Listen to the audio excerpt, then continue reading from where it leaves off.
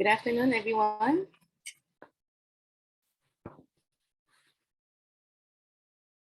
I hope you all had a good lunch. Embrace our afternoon session today. Maybe we can wait for a few minutes so that we can admit the others as well.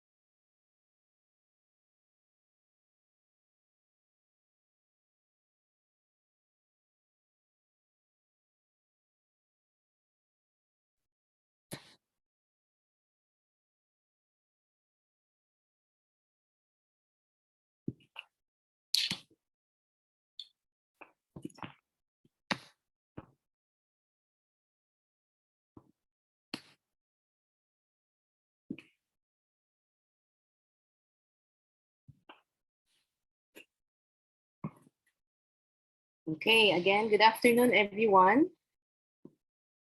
Our day one's afternoon session is about regional comparison and dynamics in development, politics, and security. We have very broad topics this afternoon to discuss and definitely relevant ones to tackle in this time of our history. We are very happy to have invited promising young researchers in these fields to share with us their studies. Each speaker is given 20 minutes for their presentations, after which an open forum will be moderated to accommodate questions from the audience. Our audience can post their questions on the chat box and indicate to whom the inquiry is addressed to. We would be happy to entertain questions raised in a proper and respectful manner. Thank you. Our first speaker for today is Ms. Minju Park. Ms. Minju Park is currently a researcher at the Asian Center of the University of the Philippines, Diliman, pursuing a master's degree in Northeast Asian Studies with a focus on Korea. She completed her undergraduate studies at the International Business School of Beijing Foreign Studies University in Beijing, China. Prior to diving headfirst into research and academics, Minju was an account director at a PR consultancy firm focusing on crisis communications. She also hosts a Korean culture podcast called Fluent Fools, which operates on the premise that one who learns language without learning culture ends up becoming a fluent fool. Wow, that's a very interesting mantra of your podcast. So let's all welcome Ms. Minju Park to share with us her study on female labor force participation rate and Confucian heritage. The study to be presented is co-authored with Patricia Alexandra Gawaran. Minju, you may now share your screen. Thank you. All right. Yes, thank you, Shar, for the introduction. Magandang hapon sa inyong lahat. 大家好, and good afternoon to the distinguished guests, fellow panelists, and our moderator, and everyone attending this session today. I hope you're all having a safe and healthy Year of the Tiger so far, despite everything that's happening in the world right now. And of course, to the organizers of this conference, congratulations on 35 years of the Philippine Association for Chinese Studies. I feel honored to be part of the celebration, and I'm thrilled to take part in this exchange of research and ideas for better cooperation. So thank you for having me.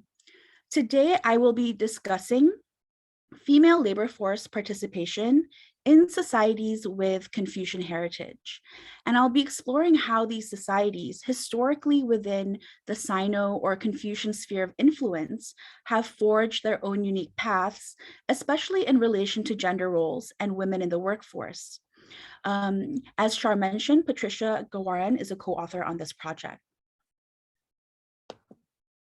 Now, generally speaking, rising female labor force participation rates and falling fertility rates have been a global trend since the middle of the 20th century.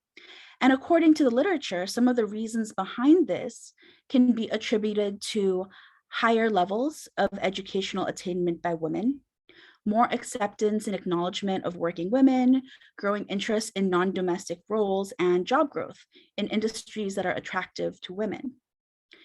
In the case of South Korea, according to the OECD, the country has the most educated young population in the world in terms of attainment of tertiary education or having a college degree, which is illustrated in the graph on the left, and Korea is in black.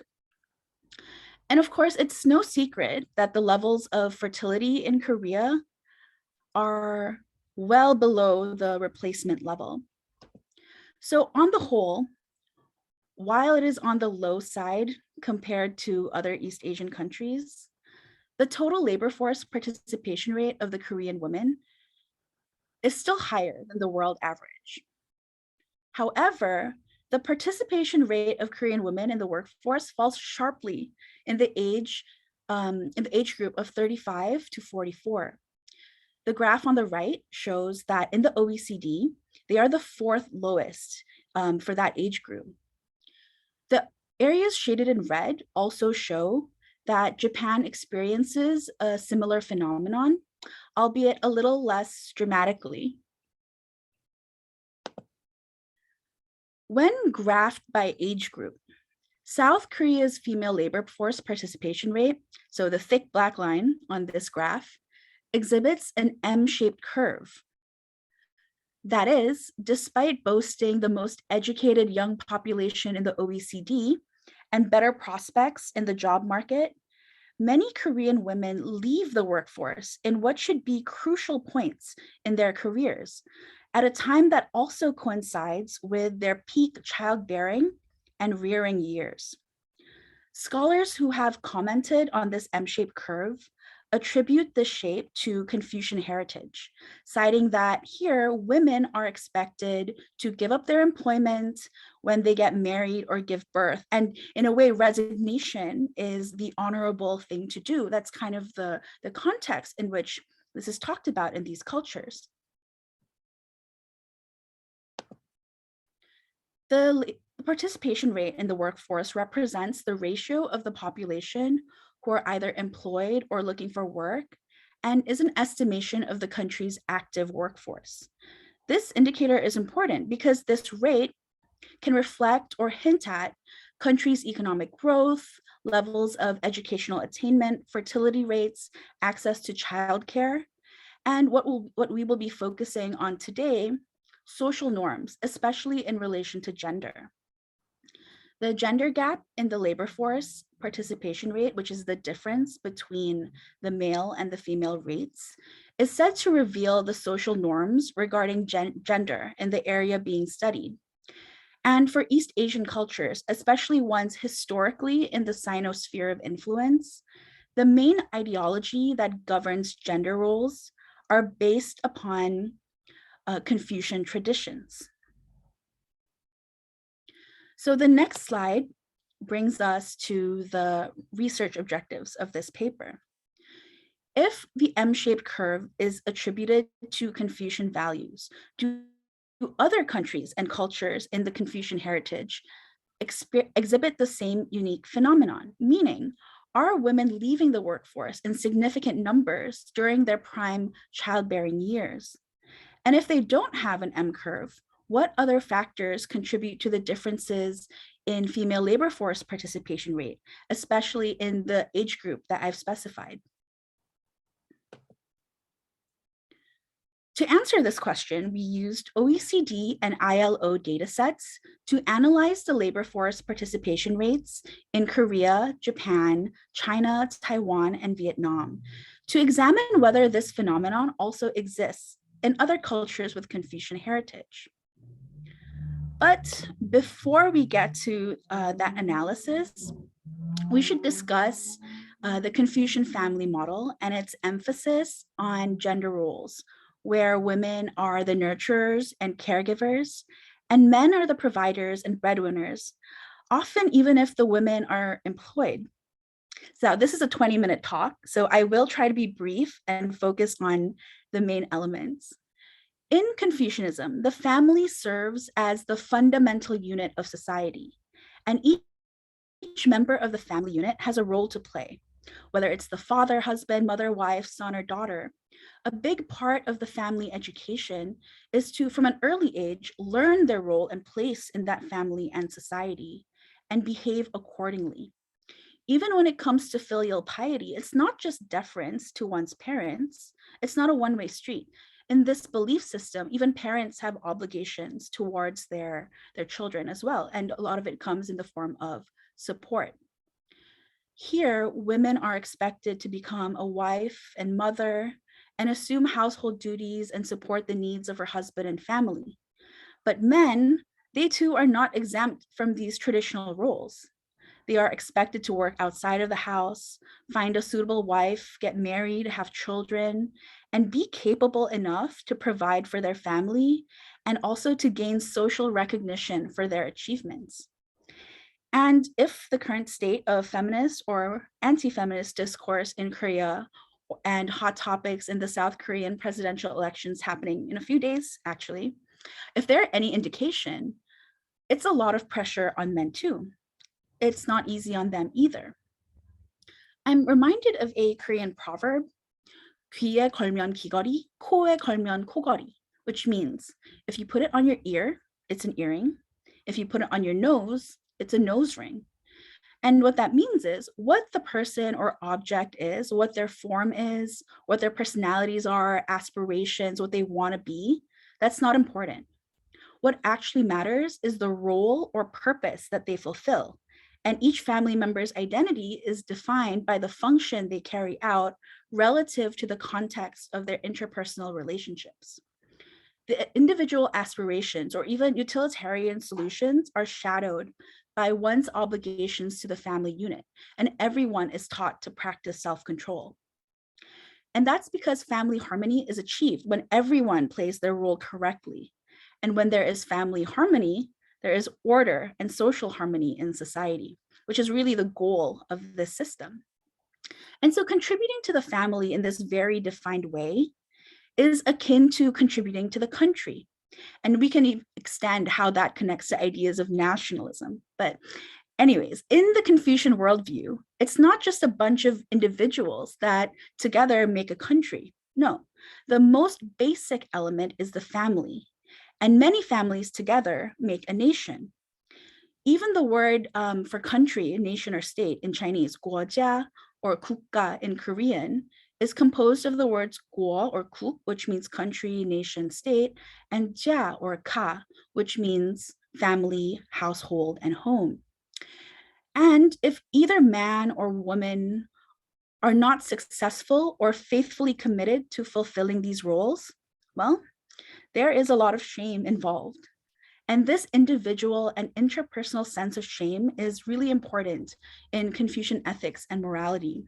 I'm sure we can all attest to this, even if we're not sociologists or psychologists, the power of shame and the power it can have over us, our actions, especially in a social group or in a context in a society highly influenced by Confucianism, is pretty substantial. And there are a lot of examples in the literature that speak on this impact on society. For instance, compensatory masculinity in East Asia, where men exhibit antisocial behavior that includes misogyny when they feel like their masculine roles are threatened. So these are the graphs of the 5 areas in comparison with world figures, which is the one in the yellow box. On a macro level, East Asian countries have a high level of female labor participation, much higher than the world average. But we are specifically looking at significant dips in the female workforce participation in the mid to late 20s and 30s, where women temporarily or permanently leave the active workforce. Let's look at Asia and the Pacific as well, and ASEAN. When comparing the male and female, let me move myself a bit. When comparing the male and female participation rates in the 5 cultures observed, we can see that they are not all M curves. To view it comparatively, China and Vietnam have no significant dips or valleys in the curve in the age group we are looking at, which means for these 2 countries, women are not leaving the workforce in significant numbers during the childbearing and rearing years.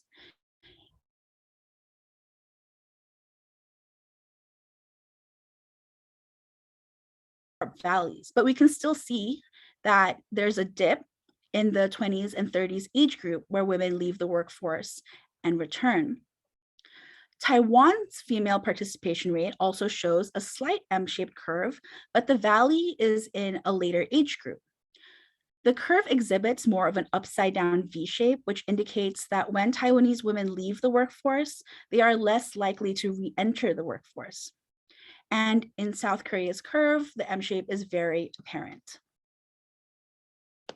This is all of them together. And we can see that not only is Korea the only one exhibiting a clear M shape, its overall rate is also lower than all the other countries in the younger age groups that we've specified. As I mentioned earlier, the gender gap in the workforce participation rate reveals some social norms regarding gender roles. The graph illustrating the gender gap shows that in Vietnam, women work almost as much as men do. And the gender disparity when it comes to working or having a job during the prime childbearing and rearing years is narrower. Taiwan's gap starts to rise in the mid-20s age group. China's gap widens, but the gap is significantly less than Japan and Korea. And Japan's gap is widest in the 30s age group, also Korea, which is consistent with the median age of a mother's first birth. And again, Korea has the largest gender gap. This is indicative of how influential the Confucian family model is in these cultures. And among the countries observed, the Confucian family model is most influential in South Korea, which is often deemed by many scholars as the most Confucian place in the world.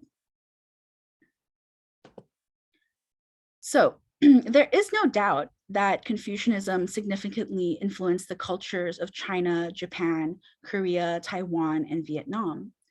However, not all of these cultures exhibit an M-shaped curve, which means just because an area has Confucian heritage does not mean women are leaving the workforce in significant numbers during their childbearing years.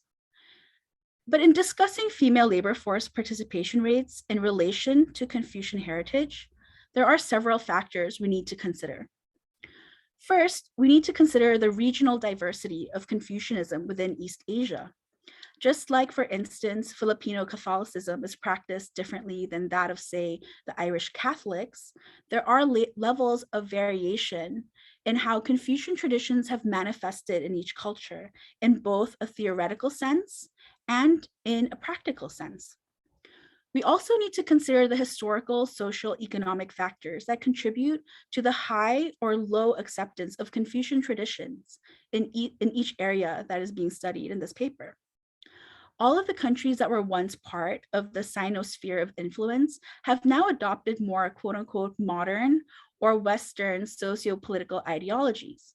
Some operate under more democratic styles of government, and some have adopted more communist or Marxist styles of government, but they are not mutually exclusive when it comes to Confucianism. So we also need to consider how these doctrines have affected behaviors and attitudes towards Confucianism and the path of each country's transition to quote unquote modernity, including the effect of colonialism and the Western encounter.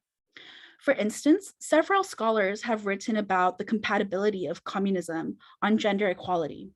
And when it comes to China, they often quote Chairman Mao's "Women hold up half the sky." And the female labor force participation graphs of China and Vietnam show that in these societies, the rate is much higher and women are less likely to leave the workforce during prime childbearing years. But others have also suggested that actually communism, especially in the Asian context, and specifically more on the practical level, is just as supportive of the patriarchy as Confucianism, or it doesn't really make a huge difference on gender equality, not where it matters. So this is an ongoing debate. And adding to this, it's worth pointing out that there are limitations to labor force participation rates as an indicator. The labor force participation rate gives estimates on the active workforce, and it does give us a lot of information. But what these curves don't share is about where these women are working, at what positions, pay gaps, working conditions, economic power, anything like that. It doesn't indicate whether a woman is able to re-enter the workforce at the same level that she left and pick up where she left off. It doesn't indicate whether being part of the workforce decreases the amount of household work women are still expected to do. For instance, some studies on the domestic division of labor have shown that in East Asian countries, housework is still skewed heavily towards the wife. Wives still do most of the cooking and cleaning, even if they are still employed. Women still carry the brunt of the responsibility when it comes to child rearing, even if they are employed, which is certainly a legacy of Confucianism. So in response to our research objective, an M-shaped curve definitely indicates a strong acceptance of Confucian traditions.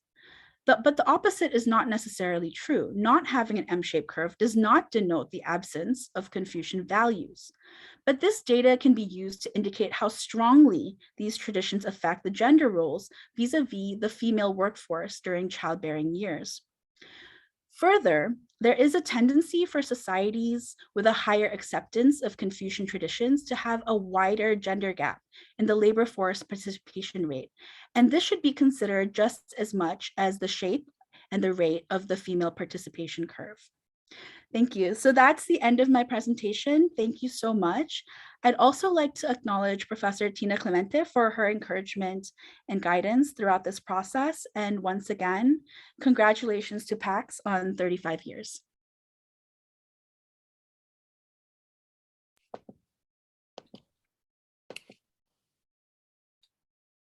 Thank you, Minju, for the very graphical and insightful visuals you have shared on female labor participation. I'm actually particularly struck by the M-shaped curve you've shown showing female labor force participation rates. I think that's between age 25 to 45, right? With mid-30s being the lowest. I'm very curious to know if this trend that will still prevail starting from the Gen Y or what we call the millennials generation. Maybe you can share with us more later in our open forum. For now, let's proceed with the second speaker. Our second speaker for today is Mr. Miguel Antonio Marciano Venida Hermo. Miguel is a graduate of the University of the Philippines Diliman class of 2017. He earned his degree in BA European Languages where he majored in Spanish with French as his minor. Miguel's undergraduate thesis was a discourse analysis of John Manuel Serrat's protest songs during Francisco Franco's regime in Spanish, which he wrote and successfully defended in Spanish language in 2017. Aside from his academic work, Miguel was also an active member of UP Círculo Hispánico, an organization that aimed to promote Spanish culture and language within the university and nationwide. He also rendered 2 years of service to UP's Reserve Officers Training Corps, where he was designated as Battalion Sergeant Major. Miguel currently works as a Spanish lecturer in Miriam College, while simultaneously earning his master's degree in international studies in UP Diliman. His research interests include international relations and international peace. He also expressed interest in Asian studies, having taken up units in Japanese economics and Northeast Asian regionalism. In his free time, he likes to cook and bake for family and friends. So let's all welcome Miguel to share with us a study on nuclear deterrence in Northeast Asia. Is it beneficial or detrimental? Miguel, you may now share your screen. Yes, thank you, Ms. Cua, for the introduction. Good afternoon, everyone. I hope you've had your lunch. Allow me to just share my screen to show my presentation. So, okay. So my presentation today is about nuclear deterrence in Northeast Asia. Is it beneficial or detrimental? Now, I understand that this topic may be a very sensitive topic given the current circumstances of our society right now. So I will exercise caution in discussing the following points. So again, I am Miguel Antonio Marciano Venida Hermo, and I'm a graduate student of the Master in International Studies program under the Department of Political Science, currently in my second semester. Today, I'm here to discuss nuclear deterrence in Northeast Asia. But before proceeding to the actual presentation itself, I would just like to show to the audience an outline of my presentation, just so everybody is guided with the flow as to where you are in my presentation. My presentation is divided into 4 parts. I begin with an introduction where I will discuss the origin of nuclear deterrence. So it will be like a brief history. And then I'll proceed to the main question and argument of my study. And then in the second part, I will discuss a background of the study where I will discuss the benefits, the definition, as well as the disadvantages of nuclear deterrence. And then I will then proceed to look at 3 cases of nuclear deterrence in Northeast Asia, primarily the one between the United States and China, the second one being North Korea's procurement of a nuclear arsenal, and then the third one will be about Japan's possession of plutonium. In the third part of my presentation, I will circle back to my argument and I will discuss the implications between the United States, China, North Korea, and Japan. And these will serve as supporting statements to my main argument. And then I will proceed to a conclusion where I will wrap up my presentation. So I first begin by discussing the origin of nuclear deterrence. And nuclear deterrence actually started all the way back in the Cold War, which resulted as a result of ideological differences and destinies over different parts of Europe. And it led to an arms race between 2 superpowers, specifically the United States and the Soviet Union. And this arms race, it led to both the US and the USSR to acquire nuclear weapons that served as deterrents towards one another. And Miguel, can you slideshow please your presentation? Sorry, ma'am. Can you flash your presentation in a slideshow format? This way, ma'am? Or you can click on the slideshow. It was in the slideshow earlier, ma'am. Is it in slideshow now? Presenter's view. Because on my screen, it's on the slideshow form. Can you make it presenter's view?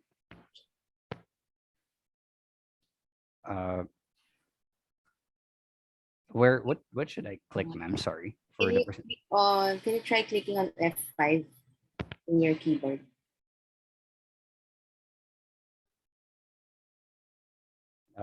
I clicked it, ma'am. Uh, okay, one last try. Can you go to your slideshow? Can you see the slideshow above your screen? Home. I see slide control, ma'am. You can see slideshow. Slide control that is the one that's appearing on my screen. Slide control.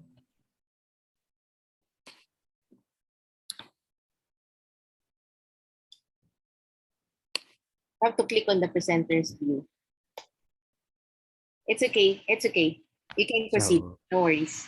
okay. So anyway, I will discuss.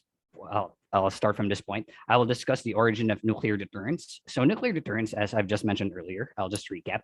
It started all the way back in the Cold War as a result of differences in ideology as well as destinies over the different parts of Europe.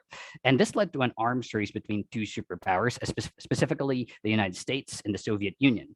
And this resulted in both superpowers acquiring nuclear weapons that served to deter from one another. And then several years later, it's noted that in Northeast Asia, countries such as China, North Korea, and Japan also have either nuclear weapons or have the tools to produce them, despite the ramifications of the Second World War, as well as the paranoia that the world was engulfed in during the Cold War. Now, it leads us to ask ourselves the question, is nuclear deterrence really beneficial? There are many reasons as to why states argue why they should procure nuclear weapons. Perhaps it's a symbol of power, also a symbol of increasing one's security, also to increase one state's prestige. But at the end of the day, we ask ourselves, does nuclear deterrence benefit or endanger countries in Northeast Asia? I argue that nuclear deterrence only endangers Northeast Asia because of its political and economic ramifications on China, as well as its relationships with the United States, Korea, and increased tension with Japan. So I first will discuss the definition of nuclear deterrence. It's a military doctrine that implies the possibility of a country utilizing nuclear weapons in retaliation, which will deter them from attacking an enemy.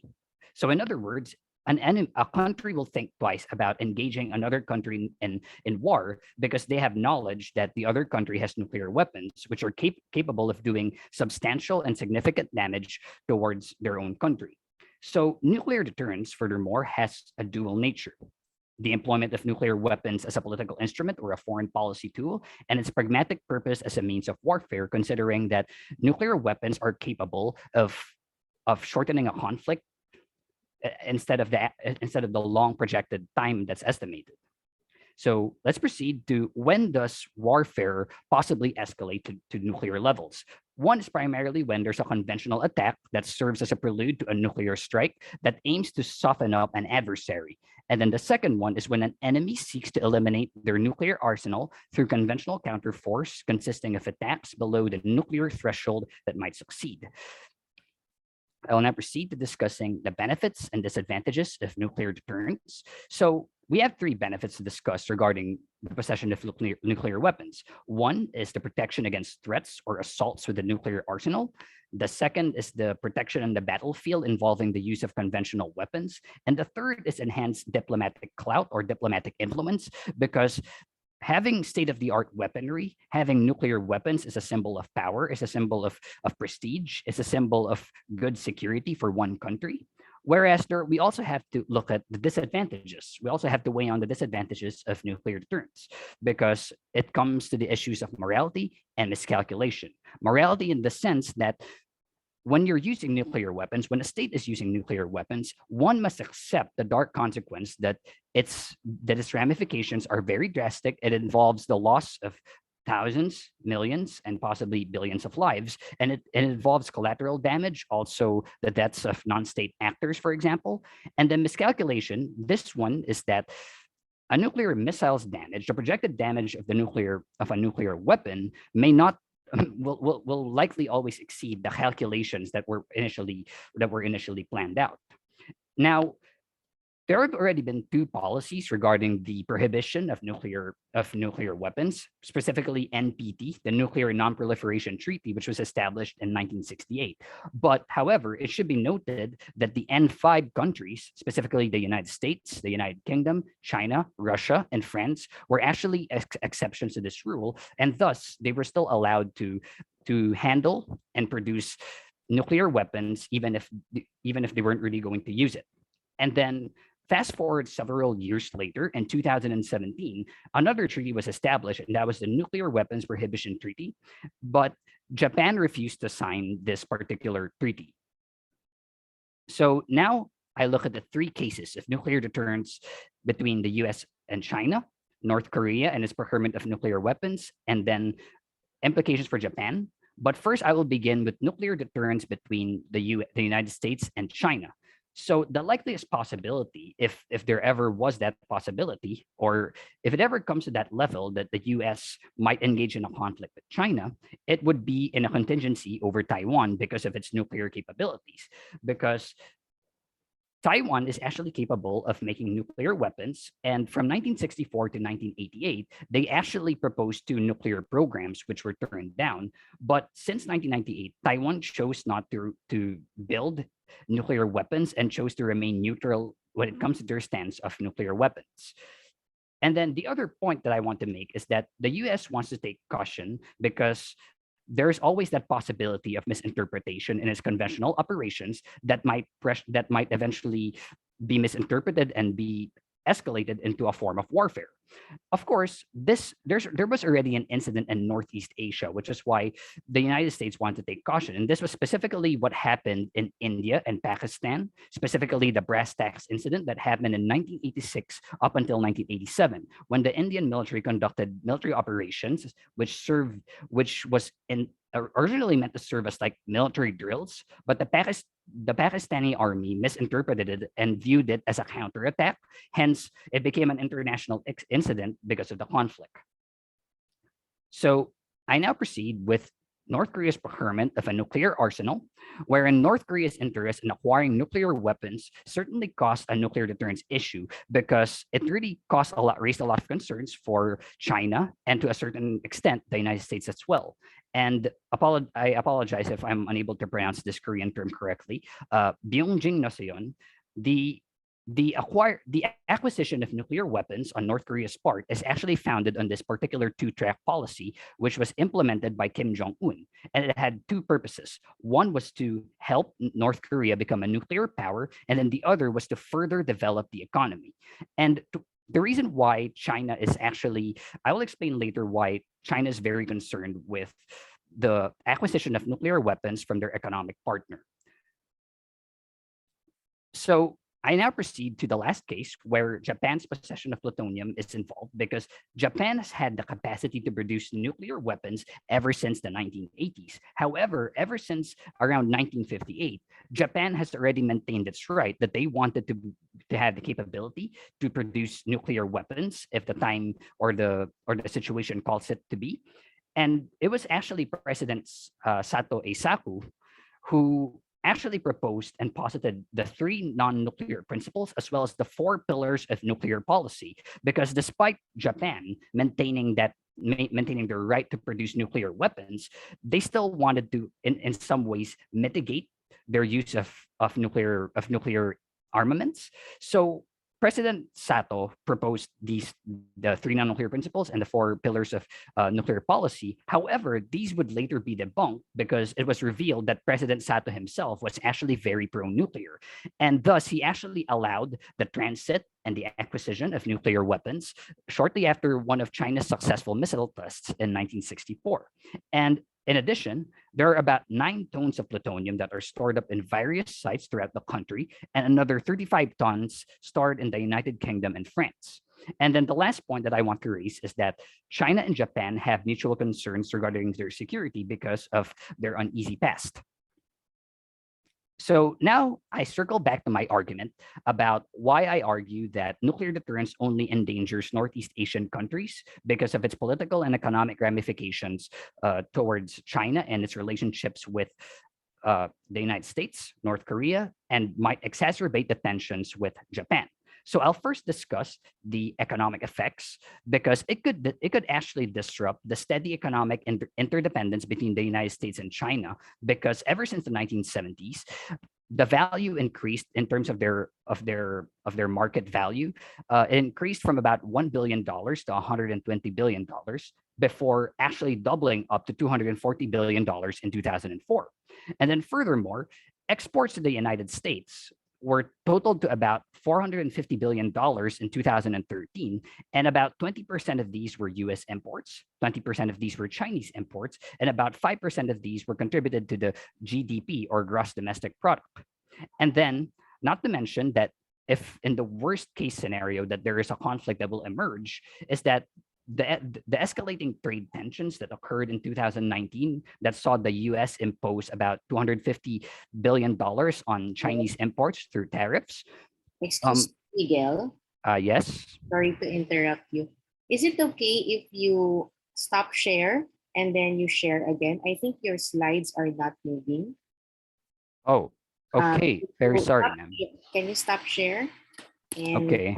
So that our audience would also appreciate your slides. Okay, ma'am. But it was moving in my screen. Yeah, So, it's okay. You can stop share and then can you just share it again?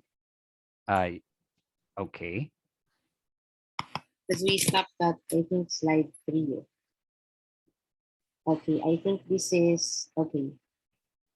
Yeah, you're in a presenter's view right now. So this slide, yeah, so you're in this current slide, right? Yes, ma'am. Okay, you can proceed, Miguel. I think it technical's better now. Thank you. Ma'am, I can't seem to progress from this slide.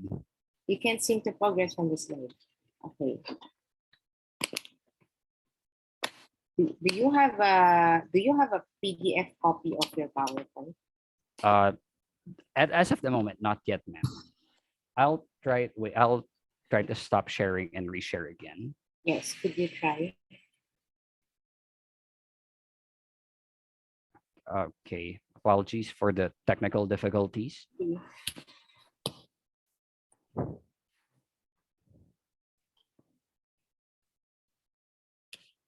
So is it right now we can view, it's still not on the presenter's view, and it's still on slide 3. Is it moving now, ma'am?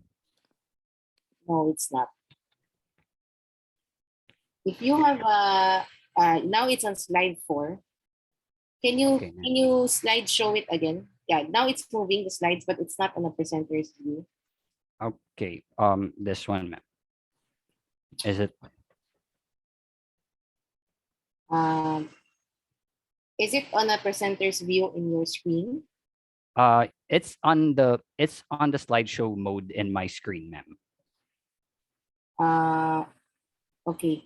A while ago, you are already on presenter's view. Can you try it again?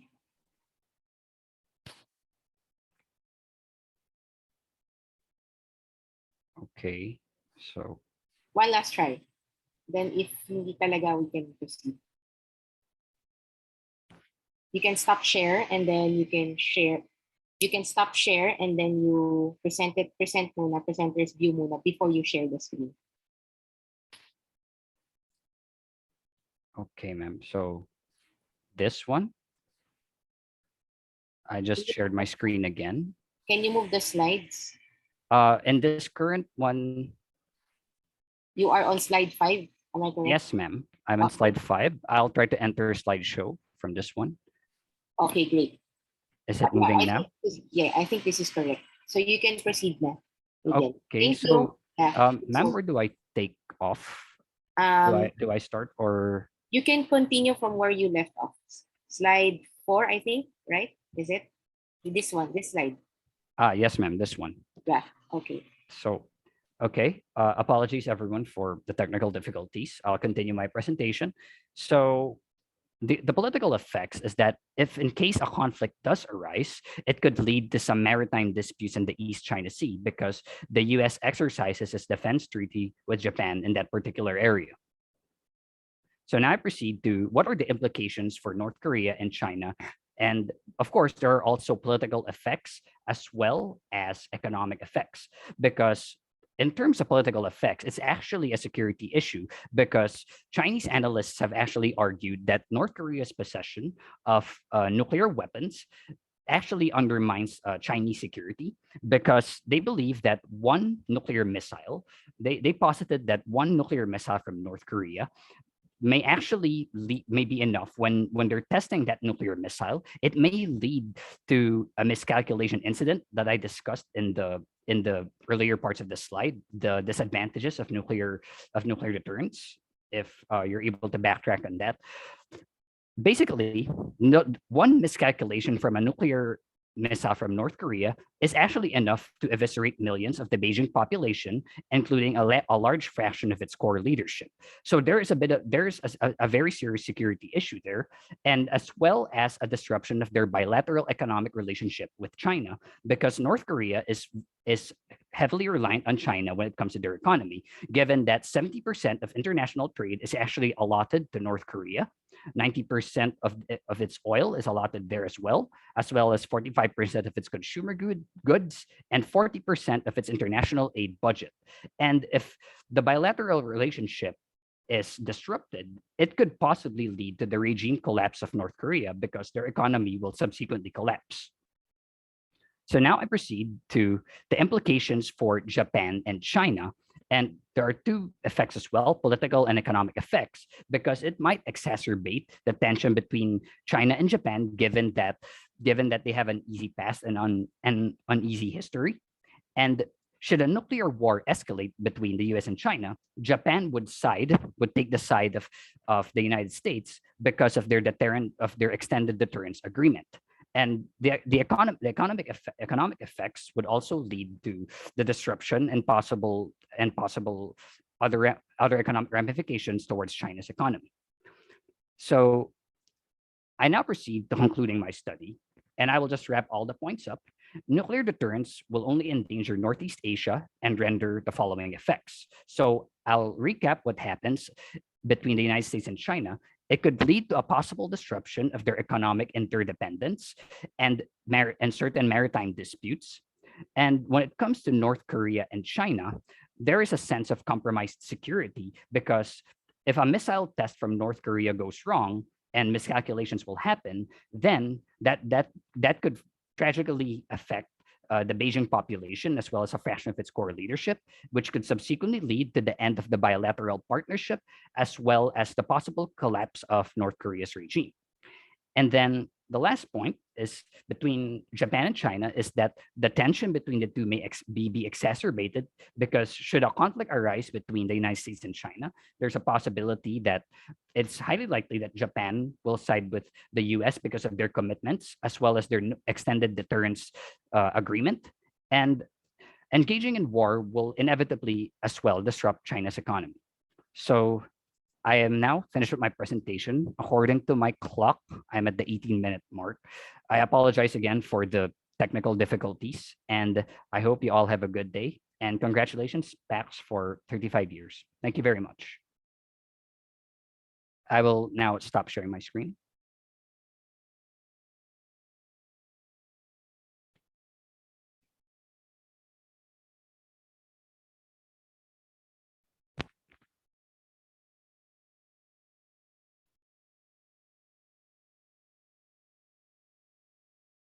Thank you, Miguel.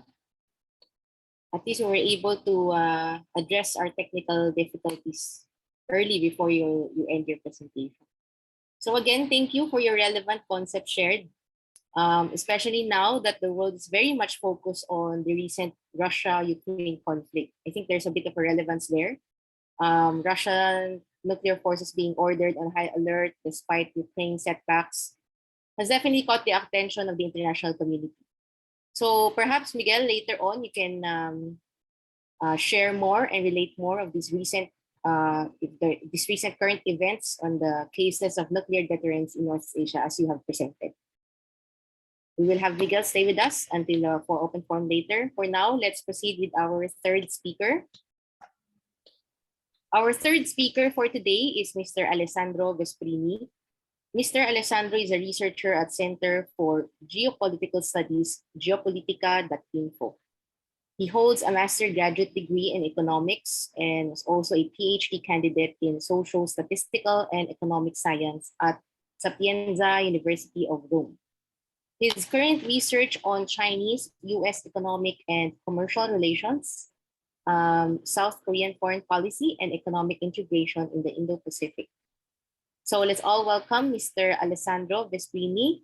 He will be sharing his study on voting with their wallet, economic dependence on China, and South American voting patterns in the UNGA.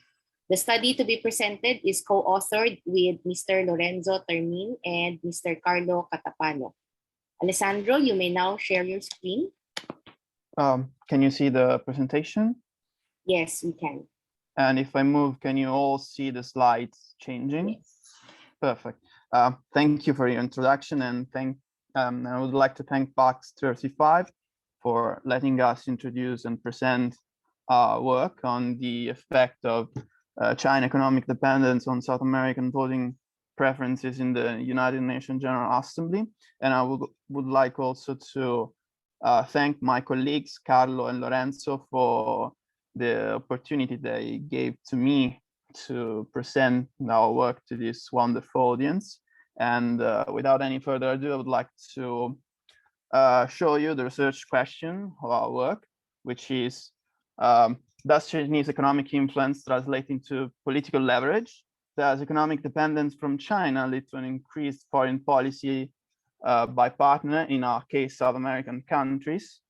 The reason behind our studies is because in the last decades, China's rise has concerned many scholars and intellectuals of Beijing global ambitions. Let's think about just simply at the Belt and Road Initiative and the impact that it can have on global economies, also concerning the debt trap and the economic spillover from the economic weight of the dragon over the political domain.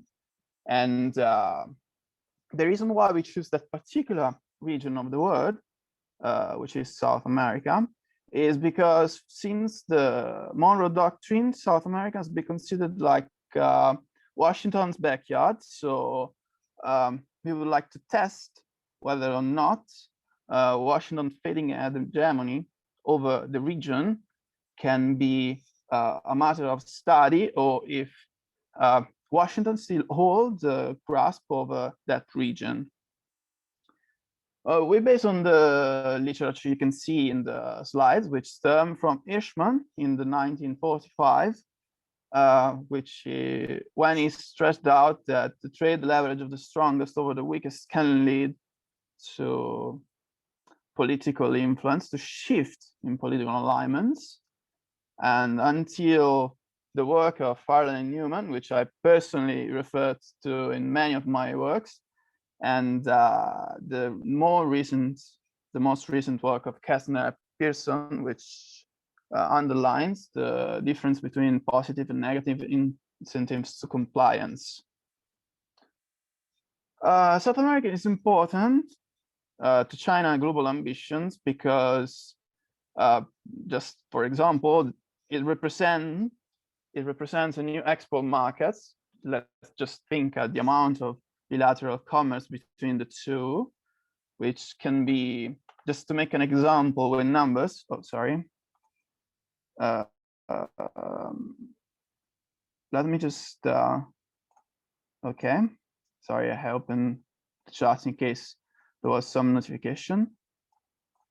Let's just think about the amount of bilateral trade between the two.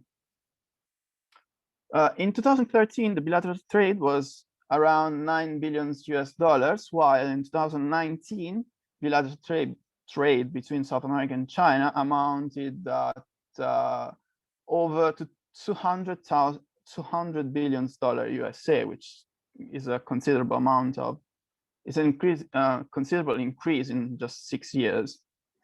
Also, South America represents a source of raw materials to satisfy Chinese internal demand. And not only South America is a source of raw materials, but we can also think about Africa as a source of raw materials. And the reason why China is trying to differentiate the source of raw materials is to differentiate also the risk of not depending on just one source, and also to keep their stock of materials intact. South America also represents a region of new financial opportunities. Let's think to the huge amount of investments that China is doing in very important sectors such as infrastructures, energy, which United States and the European Union do not exploit currently. And all these reasons make South America a very recipient audience to China's economic influence. In order to estimate the impact of economic dependence from China to political decisions and voting preferences, we implemented a simple linear regression for each country at the moment. But as this is a working paper and we're still working, sorry for the pun, we are still working on the article. Probably this methodology will change in the future. So we implemented a simple linear regression with the variables you can see in this slide. And they represent first, the dependent variable is Bailey's Chinese ideal points distance from the selected country at the year T, with T is included between 2000 and 2020. And this data can be taken, it has been taken from the voting data set, while the monetary flow from the United States to the country I has been taken from the 2018 Green Book data on US overseas loans and grants. This data set includes also the military aids, which United States give to the South American countries. And because there have been military aids every year to almost every country, without almost, to every country actually, we didn't put a dummy variable inside the equations because it would be equals to 1 every year for every country. So we didn't feel the need to insert such a variable. The aid data referring to the monetary flows from China to the country in question is taken by the aid data, which has data available until 2017. We inserted the dummy variable equals to 1 when Chinese aids were also for military purposes and 0 otherwise. And we are planning to take off this kind of variable from our estimation.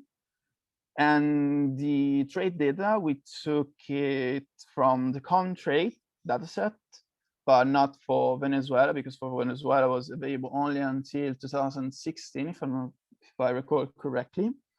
And the data are basically the ratio of exports of the given country to the USA in the period T divided by the total amount of exports of that country to the world in the same T. The same can apply to the exports to China. And the same applies to the imports from China and the USA from the given South American country. And all of these financial and economical data are taken in order to represent the economic dependence from both China and the United States, because as I mentioned before, we also would like to assess how much the influence of the USA has been decreased and how much has taken place, how much the Chinese influence has taken its place. With our work, we expect to find some existing patterns of not exactly voting coincidence, but alignment in voting preferences with China. For example, by simply assessing if there is a correlation between the distance of ideal points from China and the given country. and the amount of economic dependence from China or the United States, We expect to contribute to this field by giving a measure of China's rise and the possibility that it can exert some level of economic coercion. And also, we would like to understand how much the US grip over South American states' foreign policies has loosened or is still constant. We also would like to contribute to the field by setting the ground for new, more in-depth, case-sensitive research on China and South America. So far, our estimates have found that for Bolivia, Brazil, and Guyana, there is no statistical significance level in the statistical estimates. For Argentina, Chile, Colombia, Paraguay, and Suriname, we can see that as imports from China increases, I mean, the ratio of imports from China increases, the ideal points distance from it decreases. At the same time, for Peru, as export to China increases, the ideal points distance from China decreases, which can also be seen as a measure of how much China influenced the voting preferences of this country. Concerning Ecuador as well, we have seen a different pattern, which is as US aid and trade increases, the ideal point distance from China has increased, which means that it's more likely that Ecuador has decreased the alignment with China, as well as the dependence from the United States increased over time. However, we would ask you to take the due precaution regarding this data and these findings, because Chinese aid data were available only until 2017. As I said, I must beg your pardon, but as I'm in quarantine facility in South Korea, there's someone knocking on my door asking from something. I'm very sorry for the inconvenience. May I just take a minute?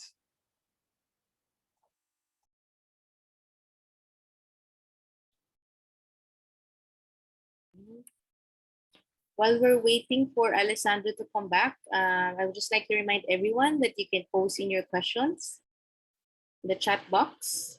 You can address your questions to Minju, Miguel, or Alessandro based on their presentations. I'm terrible sorry. We're back?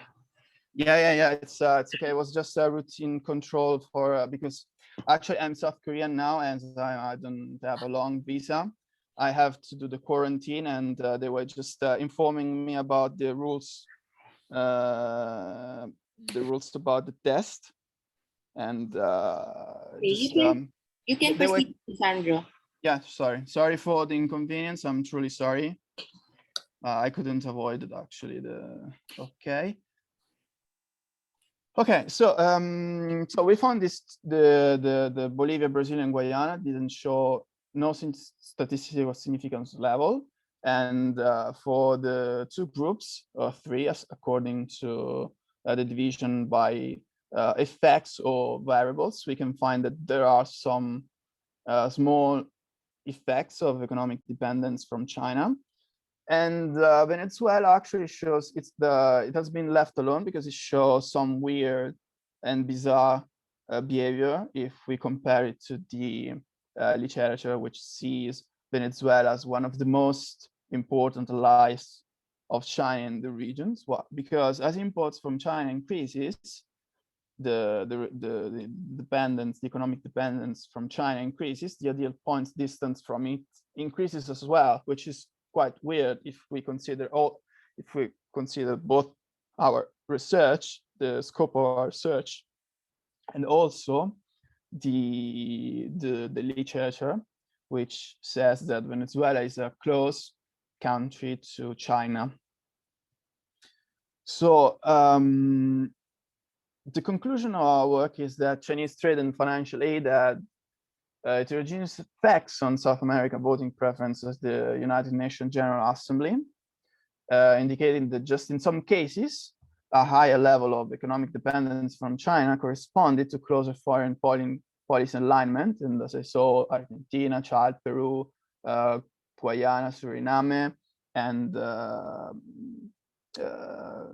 Uruguay, if I'm not wrong.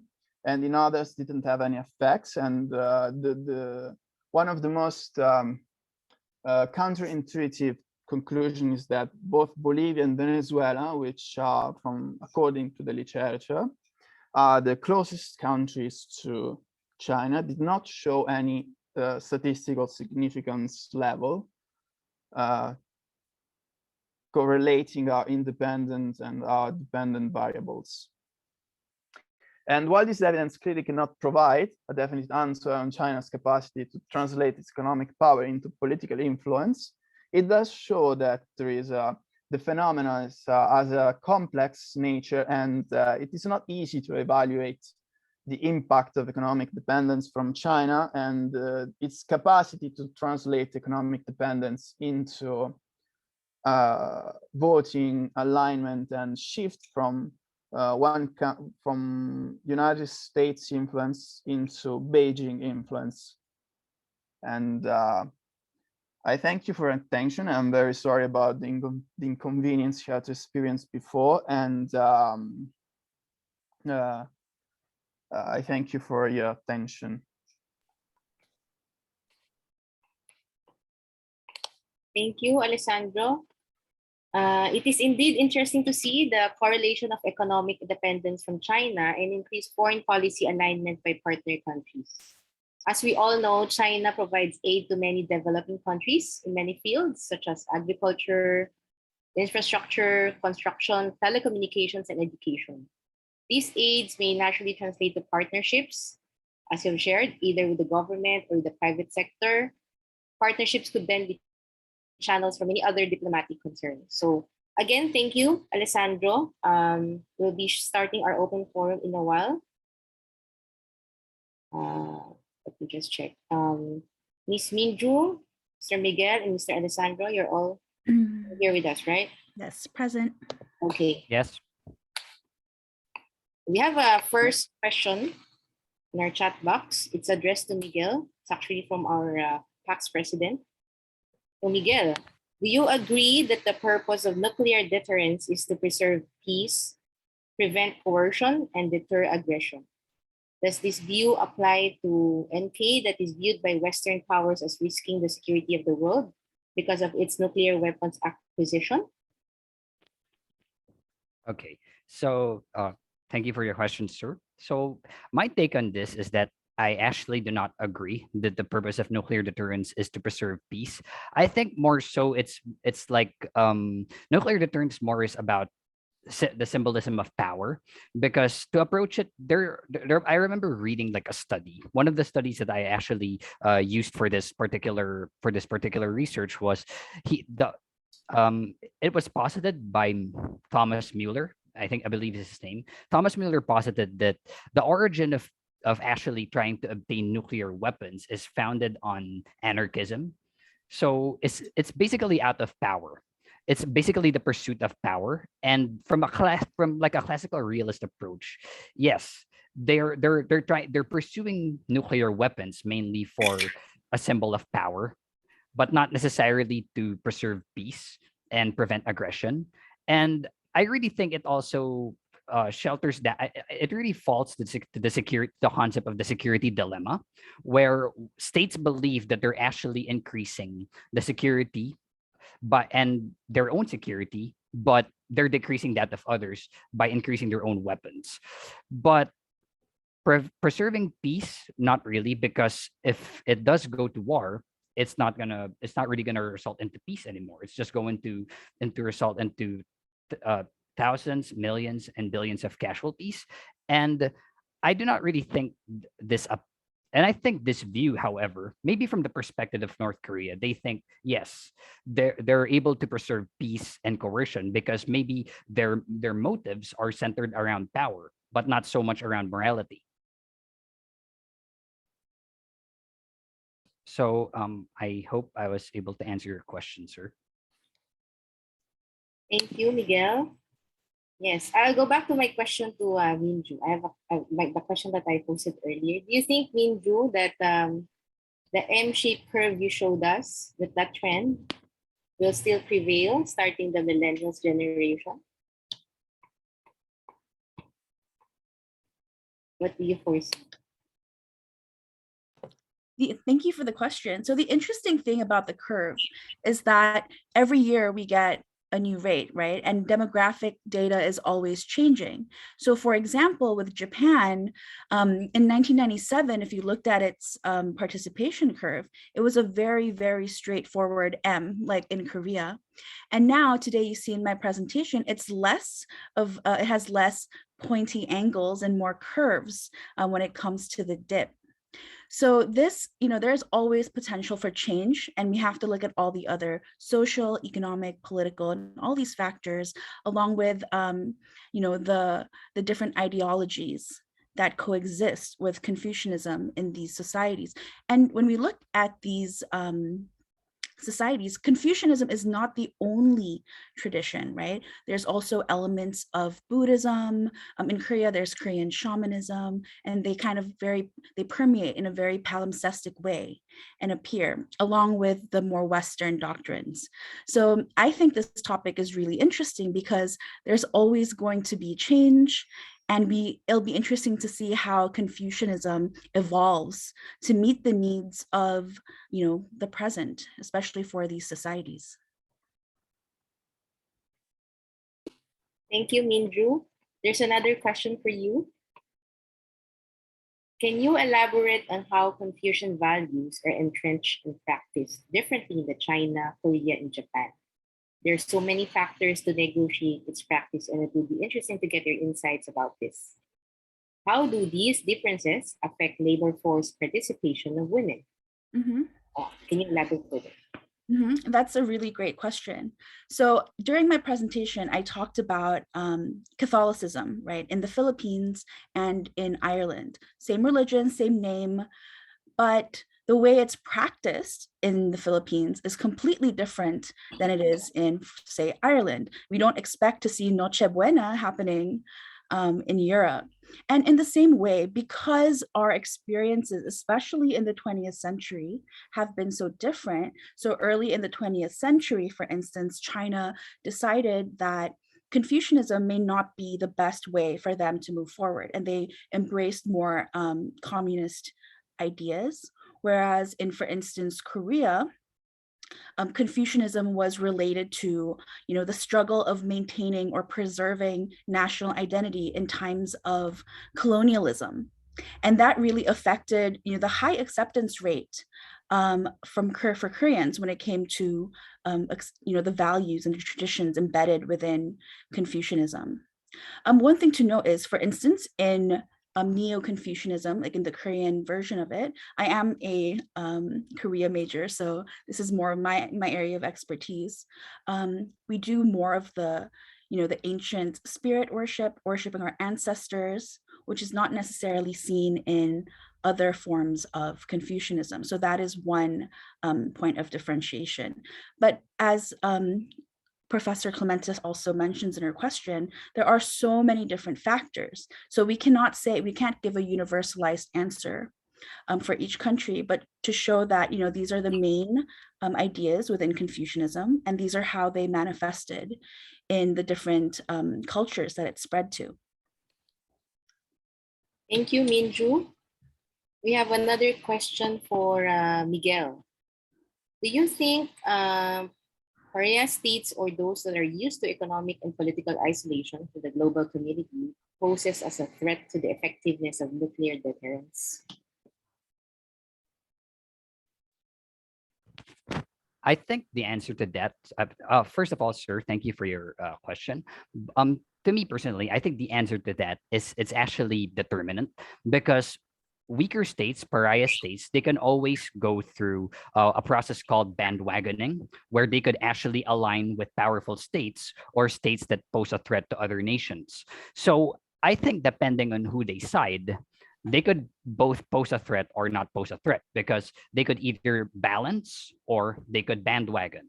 But I think if they bandwagon, for example, with a country like, let's say, for example, and I'm not going to name any countries just to be a bit more, um, on the middle ground. But if a country, right, if a country bandwagons with with a particular superpower that possesses nuclear weapons, then yes, in that aspect, they definitely serve as a threat to another state who possesses nuclear weapons, because by default that kind of makes them an enemy of other states because they're aligned with this state that also has nuclear weapons. Because bandwagoning means that they could align with any state that they feel that their ideology aligns with, their values align with. So it really depends on who they side with in the sides of war. So thank you for your question. Okay, thank you, Miguel. We have a question for Minju. Actually, it's Alessandro who's posted the question. Minju, South Korean presidential elections will be held next week. Gender issues are at the center of the agenda recently, especially the rise of anti-feminist movements and the declaration of candidate Yoon to cancel the Ministry of Equal Opportunities. How do you think Confucian values affects political decisions? Are you expecting a more M-shaped curve in the women labor market data? Okay, wow.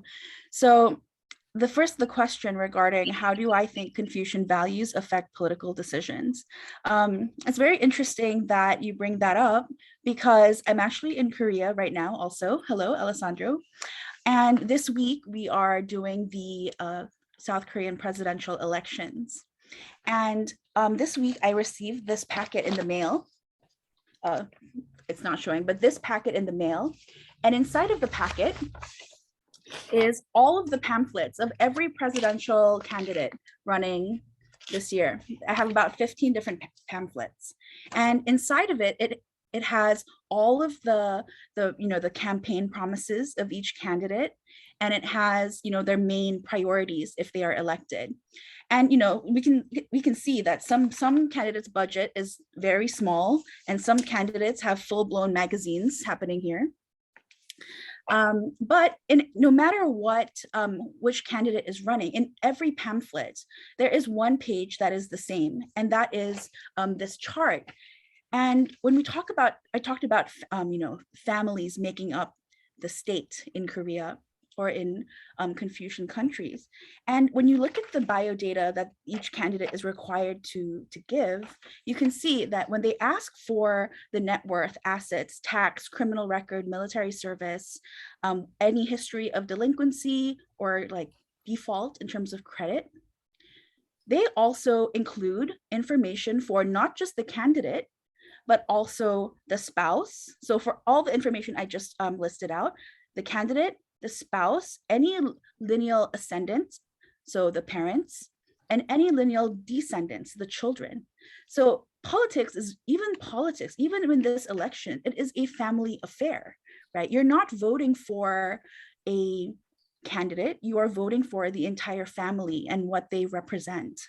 So in that sense, Confucian values is very much present in the political sphere.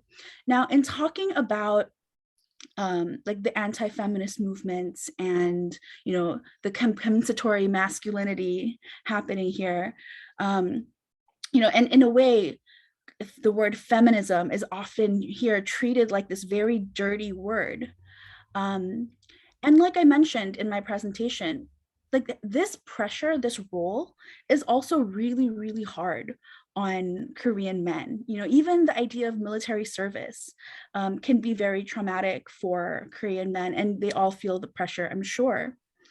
And it's really, I think it's the inability to frame the idea of these gender issues being solely for the benefit of women, when addressing these issues can be beneficial to both sides, yin and yang.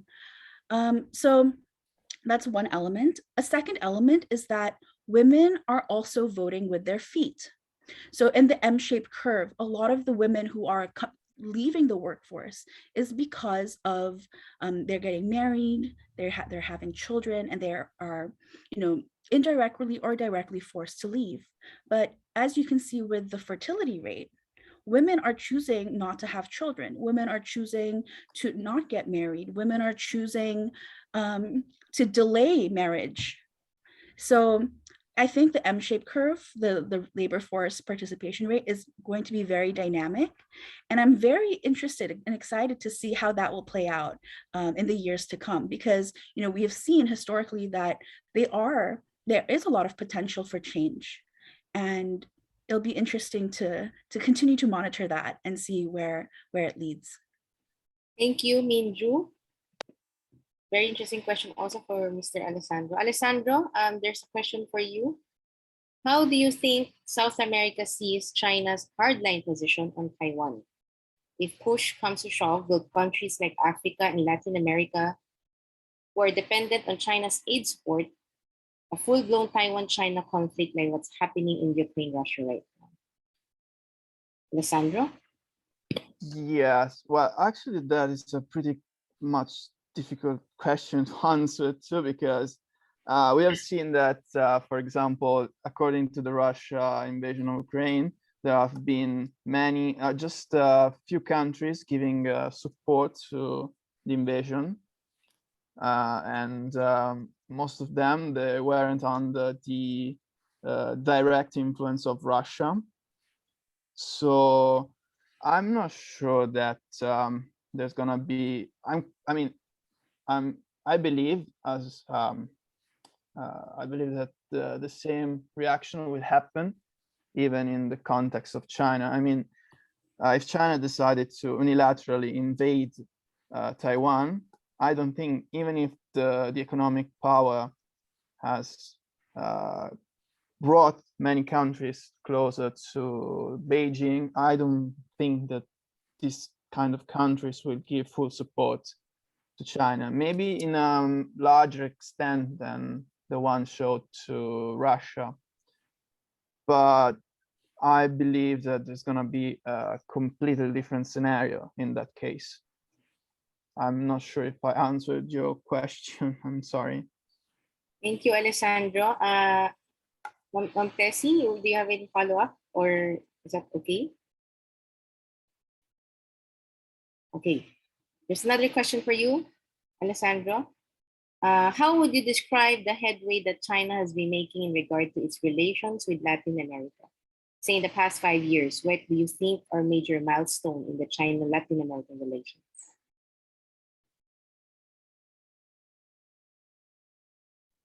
I have like 1 or 2 minutes to think about that question, because I need to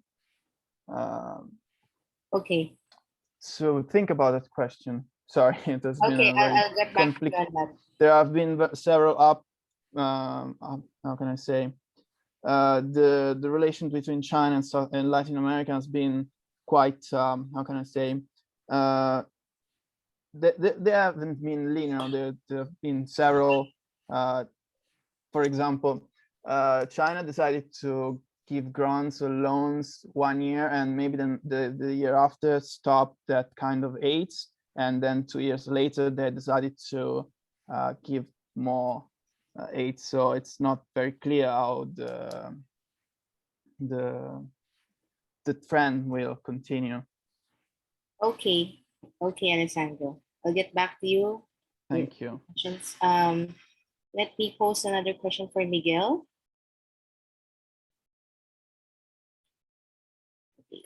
The concept of deterrence is ironic because it entails a heightening of nuclear capability of those who want to deter. This creates a spiral. What are your insights on this? My insights on this is that I really think that when it comes to nuclear deterrence, it really is an issue that's centered around security dilemma, because states always want to increase their security out of, as Barry Buzan, an international theorist, posited. He argued that states are always in a state of paranoia, that they always feel like they're under attack even though they're not. So they're always trying to constantly upgrade their military, especially the capable superpowers, they would constantly always upgrade their nuclear armaments.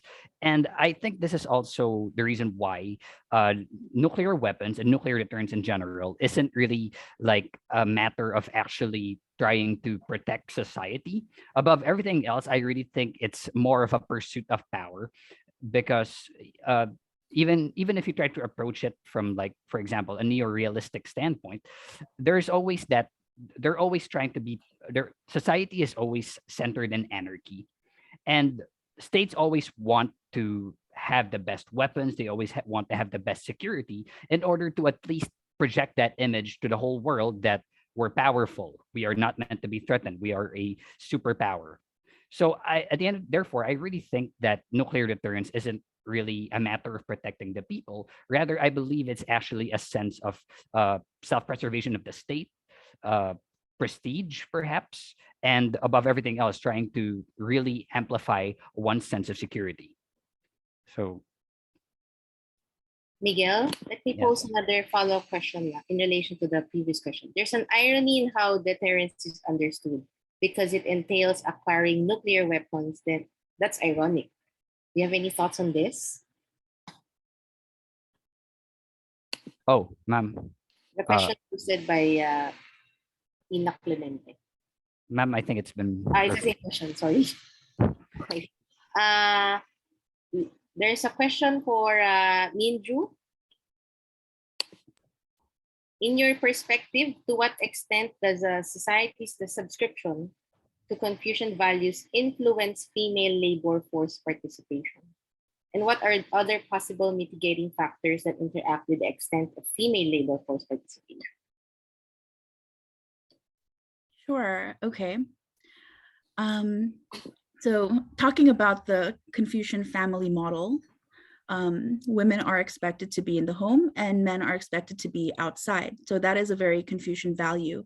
And now if we apply that to the female labor force participation, and also considering that we all have a role to play and that's all part of like the societal order. And if you don't follow that, you are shamed, because of course in Confucianism, an interpersonal sense of morality comes with self-control and a sense of shame, not just for yourself but from other people. That is definitely a factor when it comes to labor force participation. But other forces that we should be able to consider, and I think I talked about it in a previous answer, is other ideologies, opportunities, and for instance, economic. If more people are needed to work, of course, women are, should be able to participate in the workforce. But ultimately, the M-shaped curve is unique to a very Confucian ideology, and that is definitely formed by the Confucian family model that many Koreans subscribe to, and we see that less in other Confucian heritage countries that have adopted and use more widespread ideologies like democracy and communism in a stronger way. But we can still subscribe that part to Confucian values. Okay. Not sure if that answers your question, but I hope it does. I think it did. There's another question for you, Minju. At the risk of collaborating on early point in your presentation, you mentioned that Korea is the most Confucian among the countries with Confucian heritage. Mm-hmm. What was the historical game changer that led to this, and how does this compare with China? Mm-hmm. For example, why isn't it the most Confucian, given that Confucianism started there? Okay, so the term Hermit Kingdom was used first to describe Joseon Dynasty. And when we talk about the Western encounter, as early as the 1500s, the West had contact with China and Japan. But even until the 1860s, the West really didn't even know where Seoul was located or how to map, the waters surrounding the peninsula. In fact, if you look at a lot of old Dutch maps, it depicts Korea as an island and not a peninsula. And I think that is really interesting. I talk about this because we're talking about why Korea is the most Confucian heritage country. A big part of Chosun international relations, so their IR policies, had to do with, even as they were starting to industrialize, was Eastern philosophy, Western technology. So they really, held on to Confucian and Eastern beliefs, and it really took them a while compared to their neighbors in embracing quote unquote modern or Western ideas. And then we also have to consider the colonial period, where the colonizers forced Koreans to take Japanese names, eventually outlawed the use of the Korean language. And this kind of hardened Koreans. It kind of made them feel like we need to hang on to and preserve our national identity. And in the face of this, and there was definitely an attempt by the Japanese to spread Shinto beliefs, for example, or they were very influenced already by that time by Western ideas. And so, in the face of that, clinging onto, the indigenous or the Korean form of, not the indigenous, the native form of Confucianism in Korea was kind of like a way to hang on to the national identity of Koreans and not give in to the rhetoric or the systems of belief presented to them by the colonial the colonizers. So that is definitely, as you mentioned in your question, a historical game changer, one that doesn't necessarily exist in other countries. When we talk about the colonialism aspect too, we can also talk about, for instance, Vietnam's experience with colonialism with France. And that also considering the fact that in terms of distance, Vietnam is also further away from the other East Asian countries in the heritage. And that experience also kind of made their Confucian acceptance, right, in current society a little bit more distant and closer to a more Western socio-political ideology like communism. So I think that's a great question, and definitely something that Koreans feel the repercussions of today. One thing that when I read Western scholars talk about Confucianism is that it's sometimes framed like something that Koreans have to get over, like we have to attempt to de-Confucianize. And that's interesting because in the same breath, a lot of scholars say it is impossible to extricate Western influence in Asia. And I think the same holds true, like for better or worse, it is hard to completely remove that Confucian aspect, but we can always find ways to evolve, but also kind of develop this ideology to fit the needs of the people on the spot. Thank you for the question. Thank you, Minju. Alessandro, I saw your response to Sir Romel Malawi in relation to the question Romel posted. I'll just read it loud first. Is it appropriate to use invasion when China takes military action on Taiwan? Can you invade a part of their territory? Alessandro, you mentioned that you have knowledge on Ukraine, Russia. You may want to share. Yes, unfortunately, I'm not familiar with the history regarding the Taiwan-China history, as well as I'm not very familiar with the history regarding Ukraine and Russia issues over the borders. So I'm not sure. And also as an economist, I'm not very familiar with the concept of political powers and the relations of power against between two countries. So I've just used the term only because, if I'm not wrong, the question was related to the analogy between the Ukrainian-Russian situation, analogy between that situation and China-Taiwan situation. So I just used it because it was the fastest way of trying to understand the question and answer it. Okay, I saw you responded to Teresita Angsi's question.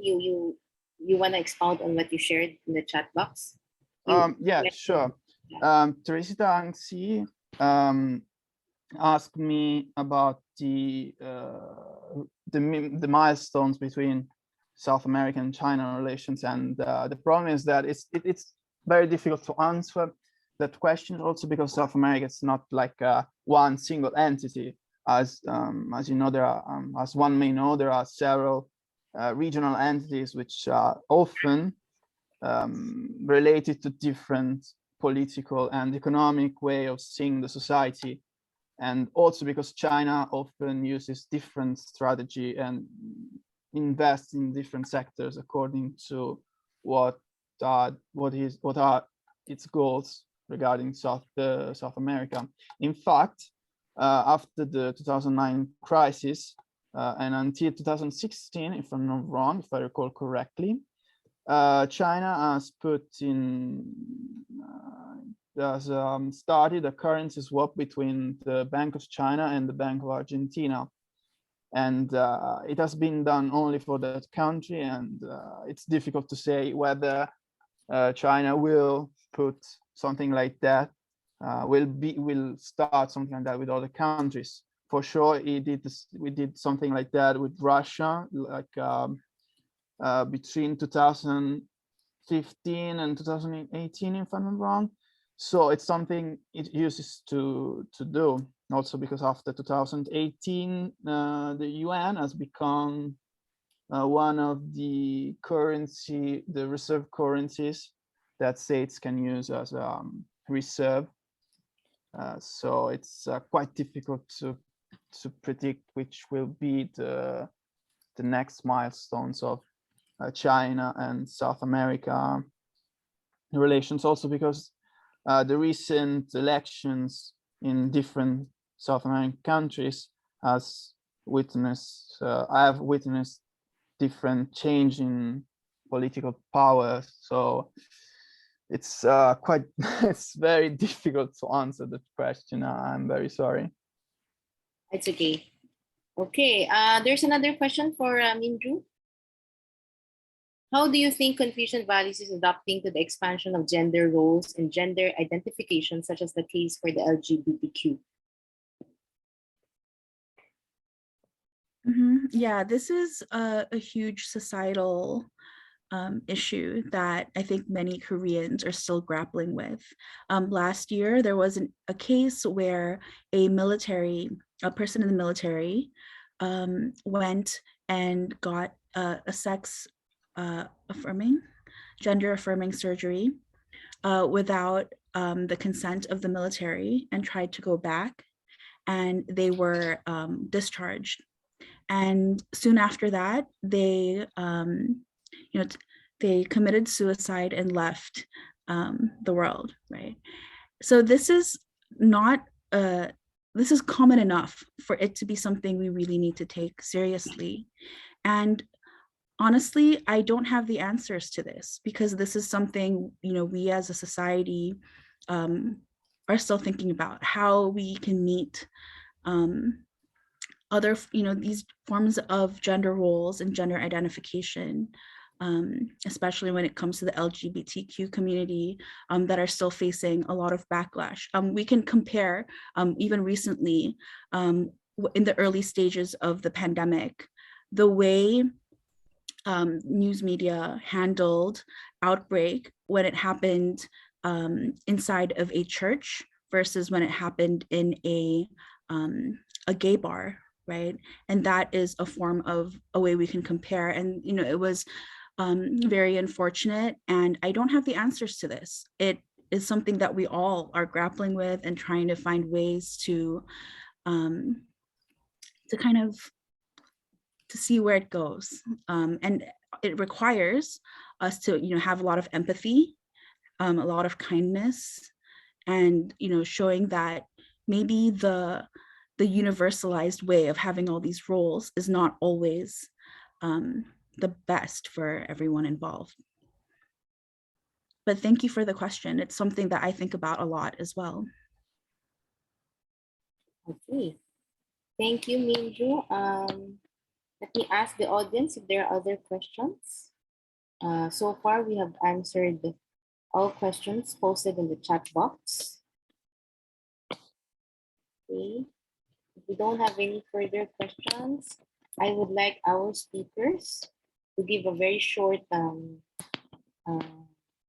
wait, there's a message on the chat box. In 2016, okay, I think this is addressed in Minju. In 2016, Chinese parents could already sue their parents for not visiting. Is there a comparison in Korea? Not that I'm aware of. As far as I'm concerned, my parents are the sky, and so not that I'm aware of. I'm not sure. That's an interesting question. Or how about Alessandro? Do you have any inputs? If you stay in Korea as well, do you have any insights on this? Actually, I'm not sure. I don't think so. It's okay. I cannot answer. I'm sorry. So I think we've addressed all the questions we've received, and we would like to request. I would like to request the speakers to give a very short message to the audience in terms of your research or your experience in doing your research. We start with maybe we can start with Miguel. Can we start with you? Ma'am, it could be like, sorry, like the thoughts on the whole presentation. Yeah, your experience or like your journey in doing this research or whatever message you want to share to your fellow young researchers. I hope that through my research, I was able to at least give an awareness about how drastic the ramifications are when it comes to the use of nuclear weapons, because there it really just goes beyond the question of morality, because at the end of the day it's actually about the pursuit of power, the struggle for power, and trying to mitigate and as well as mitigate and enhance one's sense of security. There really is a lot of aspects to just nuclear deterrence beyond morality, which I think should also be into consideration. And I guess with my experience with this paper, nerve-wracking. It's the first time I've done a public speaking event. It's just my second semester, so it's like but I'm very grateful for the experience, because I believe it's as a graduate student and as a scholar, it's always we should always be challenged just so we could improve as students and we could learn more. And through experiences, it's through these experiences that as scholars we improve. And I think I could use it as a perfect training eventually to doing hopefully more events and eventually to prepare me for thesis and the defense down the road. So again, thank you for having me. It was quite the challenge, but definitely worth it. Yeah. You did well. Thank you, Miguel. Maybe we can hear from Alessandro.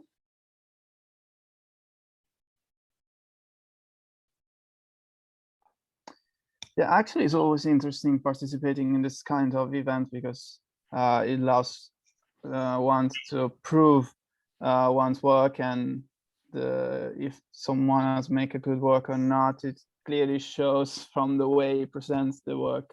And I would like also to stress something I really care about, which is the difference between quantitative and qualitative research. And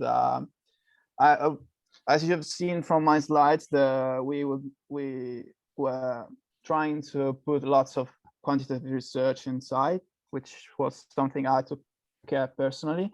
And I would like to stress out the fact that in social sciences, the quantitative part is not all, and it has to have a strong qualitative and logical meaning behind it.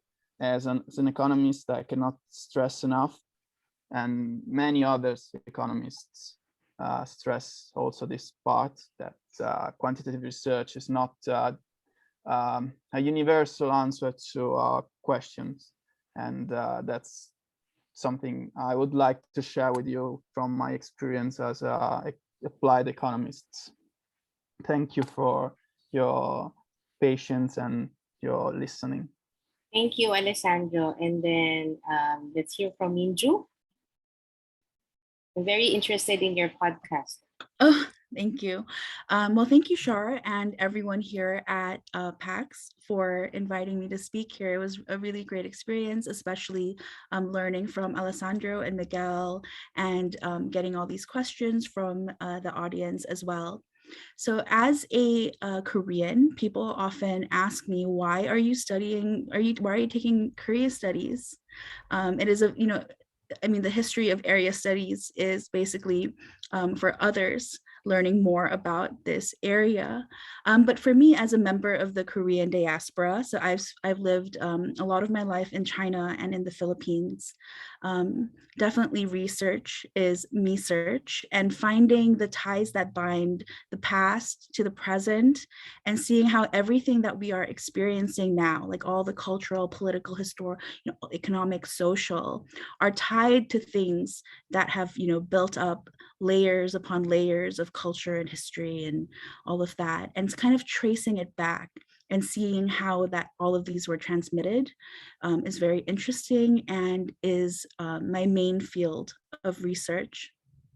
So I was very happy today to share with you an aspect of East Asian culture, a culture that I'm a part of, but also not a part of because I'm part of the diaspora as well. So being able to have an outside view and an inside view, I think is what really brought me to this field.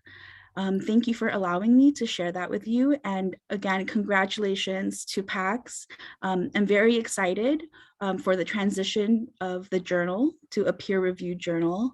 And I can't wait to see how it continues to thrive in the world of Chinese studies. So congratulations, everyone, and thank you again. Thank you, Minju. Before we close, I would like to request everyone to turn on their videos so we can make a group photo. We'll wait for the others to open their videos. After we take our photo, I'll be announcing the succeeding event, are also very interesting. We'll be sharing with you also the schedule for the succeeding webinar. Okay, I think we're ready. Okay, smile.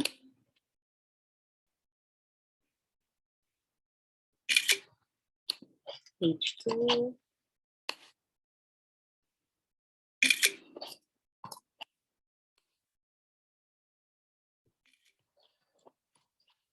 One more.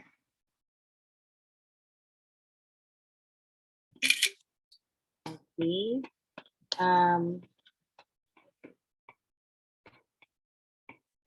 Okay. As a closing, I would like to thank everyone.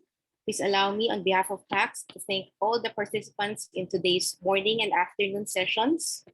Of course, we thank our PACS President, Dr. Romel Banlawi, for formally opening the PACS at 35 webinar series this morning, together with our keynote speaker, His Excellency Ambassador Chito Santa Romana, and His Excellency Ambassador Huang Xilian for the solidarity message.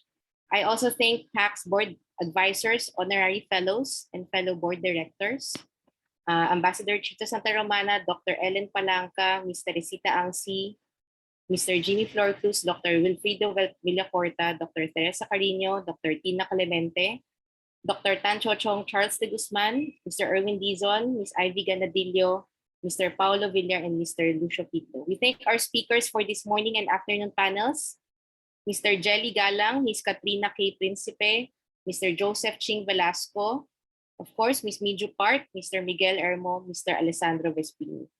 We look forward to our next week's panel on Philippine-China relations and disaster diplomacy in Southeast Asia. We have with us next week Dr. Lina Gong, Dr. Tan Cho Chong, Ms. Carmelea Angsi, and Mr. Lucio Pito. Please look forward as well in the next 2 more weeks for the 2 more panels, that is Chinese studies in the Philippines. We're very lucky to form our founders, to put together our founders, PACS founders, on that day to share with us their reflections after 35 years of PACS. And our last panel will be on the Philippine elections 2022 and the directions of post-Duterte Philippine-China relations. So again, thank you everyone, and we look forward to seeing you in the next 3 more weeks of PACS at 35. Thank you.